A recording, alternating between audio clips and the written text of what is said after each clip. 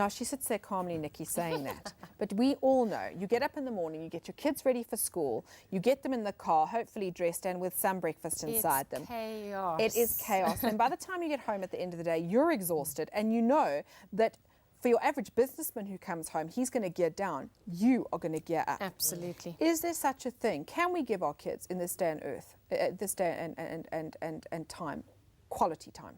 I do believe we can, but we can't give it in the same linear fashion as we thought we would be able to before we became a mum. So explain that. Once you become a mum, you have to think in a very creative way. You have to join the dots differently because no 2 days are ever going to be the same. Today, you're super mum. Tomorrow, you fall flat on your face. That is the reality because every day is different. We're human beings. We're not machines. Our children also wake up having had a bad hair day too. And tomorrow, someone's got tonsillitis, and the next day, you've got a presentation that you've got to do. All the demands on a daily basis change and shift. The goalposts change and shift all the time. So we have to respond creatively to that. Well, give me some examples on how you respond creatively. Creatively, how do we give our kids quality time when we are so busy? I believe in cheating time, the concept of cheating time. I love it when I can do two things at once. Okay, so hit me. So quality time for me is when I can connect with my children emotionally as well as teaching them something valuable at the same time.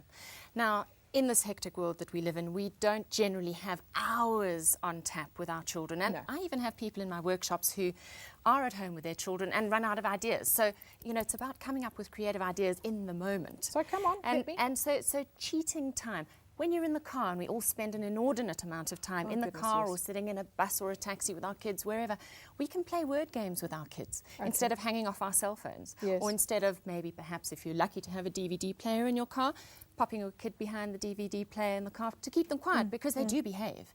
But that's a connection opportunity that's lost. And because we don't have heaps of time with our children and we have less face-to-face time, we have to create quality time moments in small little pockets, 5 minutes here, 10 minutes there, and that is the adventure of every day. Now, you talk about the word games. That's obviously for slightly older children, but I know when the kids were much younger, I used to sing to them the nursery rhymes.